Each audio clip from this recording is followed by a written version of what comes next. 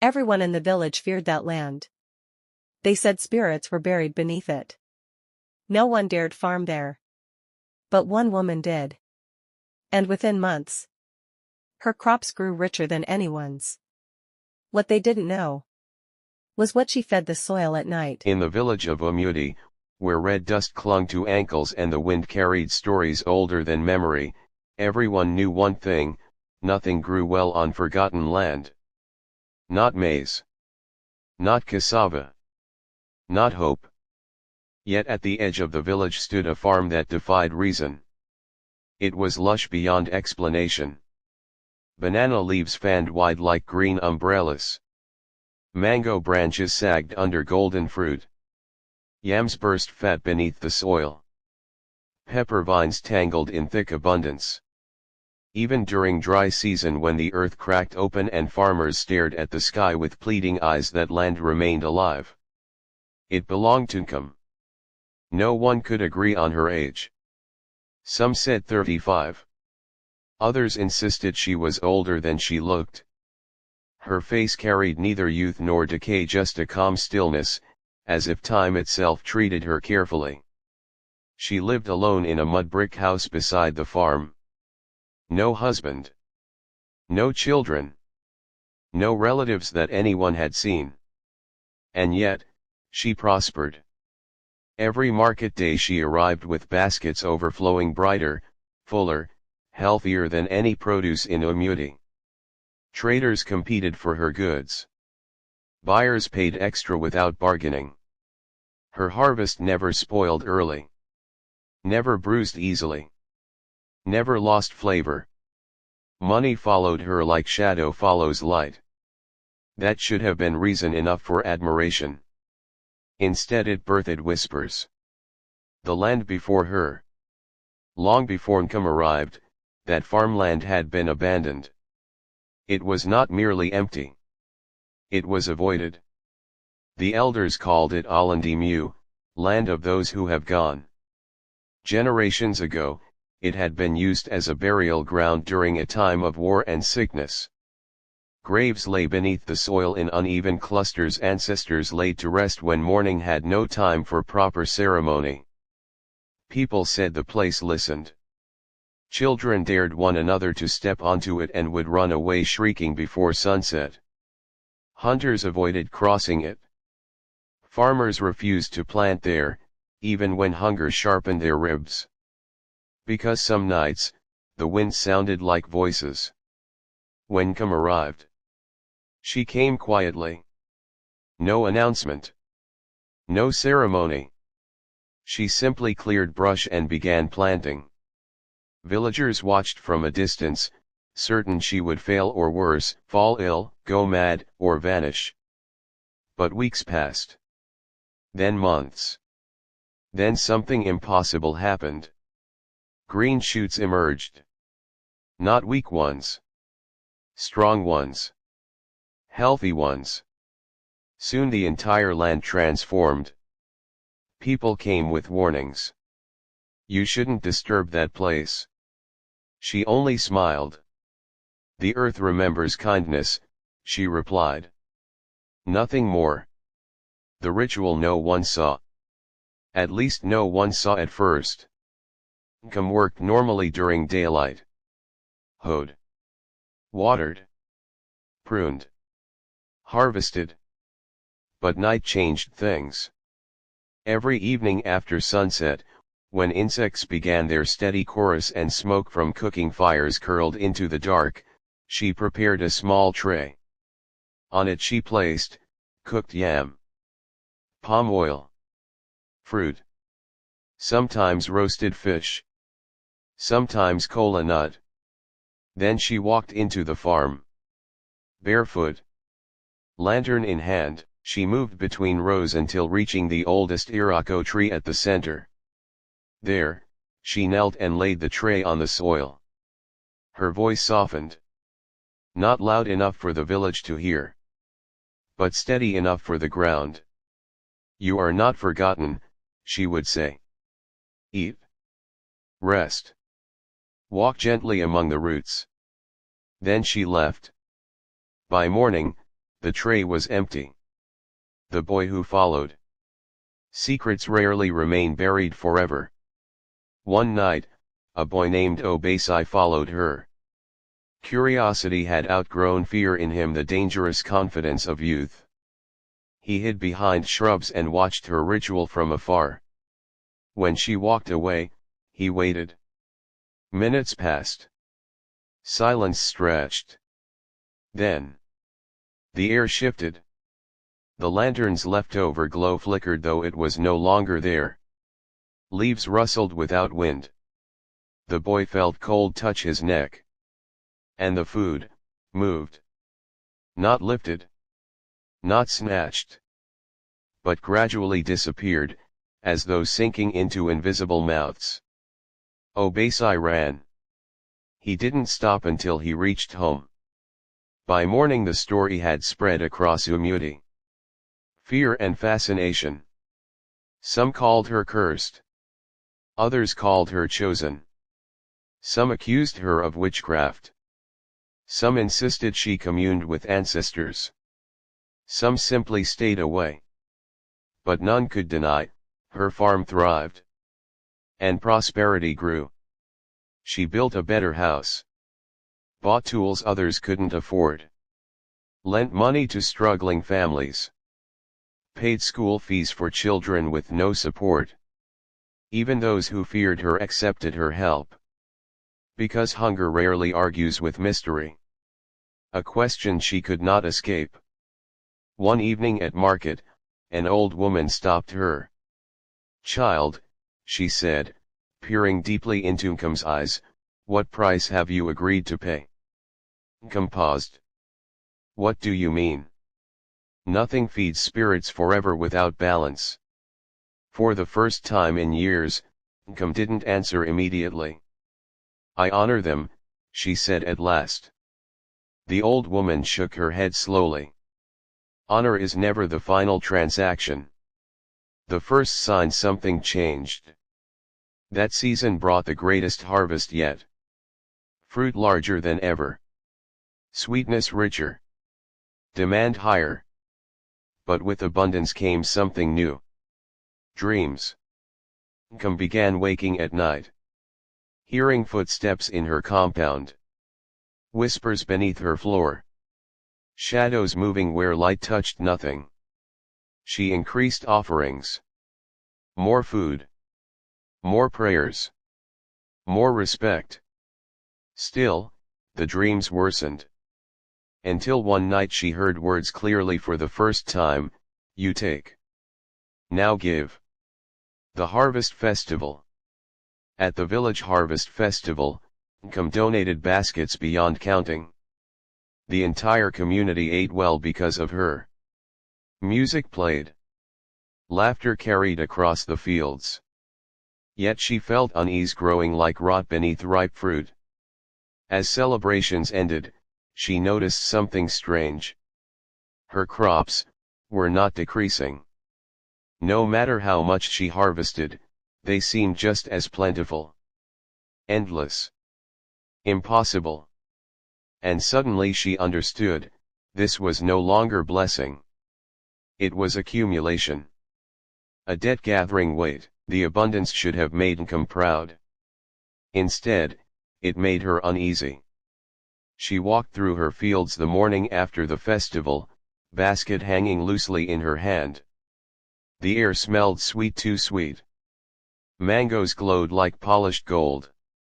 Plantains bent their stems under impossible weight. The soil felt warm beneath her feet, almost breathing. She harvested carefully. But by midday, the branches were full again. Not growing. Replacing. As if nothing had been taken.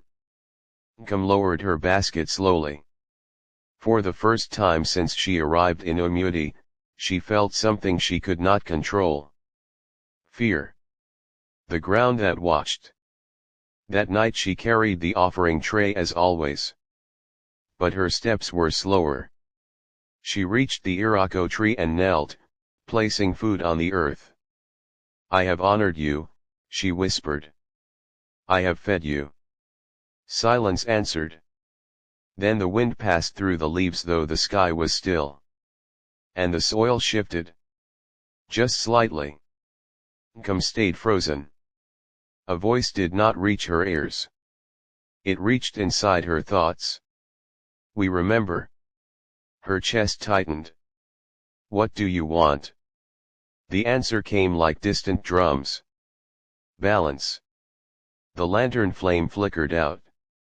Darkness swallowed the farm. Nkem left the tray and walked back home without looking behind her. That night she did not sleep. The village begins to notice. Soon, others noticed changes too. A trader complained that Nkem's bananas never ripened normally anymore, they seemed perfect instantly. A woman said pepper bought from her stayed fresh far longer than natural. At first these sounded like compliments. Then came stranger remarks. A man swore he heard murmuring while cooking her yams. A child refused to eat her guavas, saying they felt watched. Rumors grew. Once again the village circle filled with whispers. She has gone too far. She is tied to spirits. Nothing unnatural stays kind forever. Nkem heard all of it. She kept silent. But deep inside, something unsettled was beginning to form, the quiet knowledge that control had slipped beyond her hands. The second demand. Days later, during her evening ritual, she spoke more firmly. What balance do you ask? The soil responded immediately. Not food. Her breath caught. What then? A pause. Heavy. Ancient. Then. Memory. Nkem frowned. I do not understand. Images flooded her mind. Graves neglected. Names forgotten. Stories untold. These were not angry spirits. They were empty ones. She realized then what the land truly held, ancestors buried without remembrance. Feeding them sustained presence. But presence without identity was incomplete. They wanted restoration. Acknowledgement. To be remembered again among the living. Relief washed through her. That price seemed small. I will tell your stories, she promised. The soil settled. For a moment, peace returned. The work of remembering. Nkem visited elders, gathering histories of families long gone. She learned names carved into fading memory. She recorded tales of warriors, midwives, hunters, children, mothers. Then each night, she recited them at the Irako tree. One by one. Voice steady. Offering identity alongside food. The dreams stopped. The whispers faded. And the farm flourished even more. She believed balance restored. She believed the matter finished. She was wrong. The storm that brought truth. Months passed. Then one evening, a storm unlike any before struck Omuti. Rain lashed the ground. Thunder shook roofs. Lightning cut the sky open again and again. Nkem ran to her fields, heart pounding. Flood water pooled between rows. But her crops stood untouched. Protected. Sheltered. As if rain refused to fall on them. That impossibility chilled her more than destruction would have. She dropped to her knees. What have I accepted, she whispered. Lightning struck nearby. For a split second, the entire farm illuminated white. And she saw them. Figures. Dozens. Standing between the plants. Watching. Not threatening. Not kind. Simply waiting. When darkness returned, they were gone. But understanding remained. The offerings were never payment. They were invitation. And something far larger had stepped through. The true request begins. That night the voices returned. Clearer. Closer. You prosper through us. Nkem's pulse raced. Yes. We grow through you. Her hands trembled. Yes. Silence lingered. Then the words that shifted everything, harvest must include all roots. She froze. What does that mean? No answer came. Only stillness. And dread.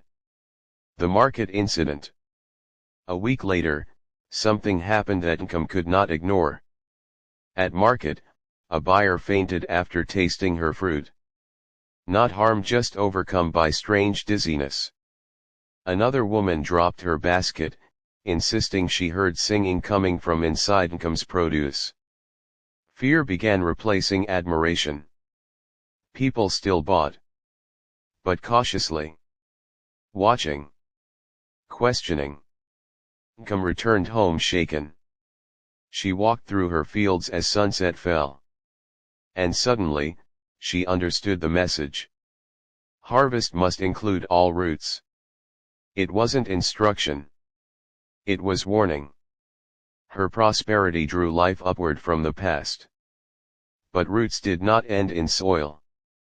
They connected to people. To families. To descendants. To herself. The balance was no longer about remembrance. It was about exchange. And she feared what form that exchange might take. The night after Nkem understood the warning, she did not light her lantern. She walked into the fields in darkness. Barefoot. Alone. The air felt thicker than usual, like breath held by something unseen. Crops brushed against her arms as she moved toward the iroko tree, their leaves whispering softly. She carried no food offering this time. Only herself. She knelt. I am listening, she said quietly. Tell me what balance means. For a long time, nothing answered. Then the earth beneath her palms grew warm. And the voices came. Not one. Many. Layered. Ancient. You plant above us. You prosper through us. You remember us. She swallowed. Yes. But you have not asked who you are among us. Her chest tightened.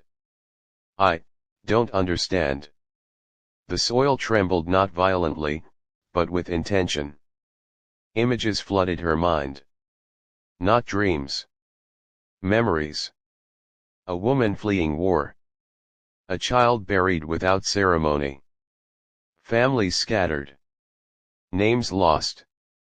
Graves forgotten. And then. A face. Her own grandmother. Younger. Standing on this same land decades ago.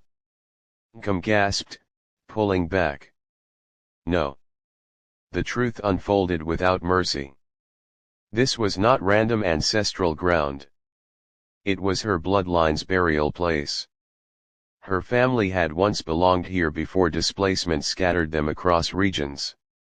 The knowledge had faded with generations. By returning unknowingly, she had reopened a bond deeper than simple respect. She wasn't feeding strangers. She was feeding her own. The twist revealed. The voices softened. You were called back. Tears slipped down her cheeks. Called, to farm. To restore connection. To rebuild memory. To anchor us among the living again. Her breathing slowed. Relief began to rise. But it didn't last. Because the voices continued. Balance remains incomplete. Her stomach tightened. What must I give? Silence. Then. The harvest must return to its root. Prosperity cannot end with one branch. Understanding dawned slowly. Painfully. Everything she had earned, all the wealth, all the abundance, had never been meant for her alone. The imbalance wasn't sacrifice of blood or life. It was purpose. She had mistaken blessing for ownership.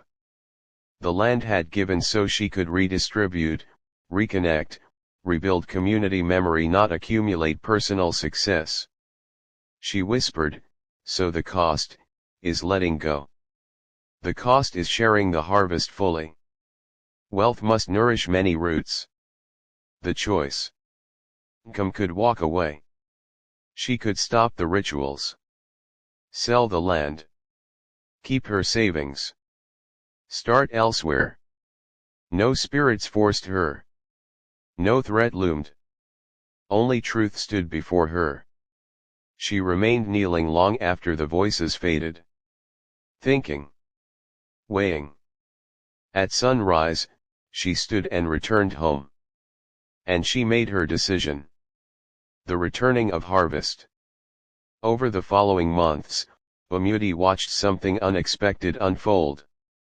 Nkem funded repairs for neglected graves across the village, not just her own lineage. She helped elders record oral histories before they vanished. She organized gatherings where stories of ancestors were shared with younger generations. She reduced her market profits.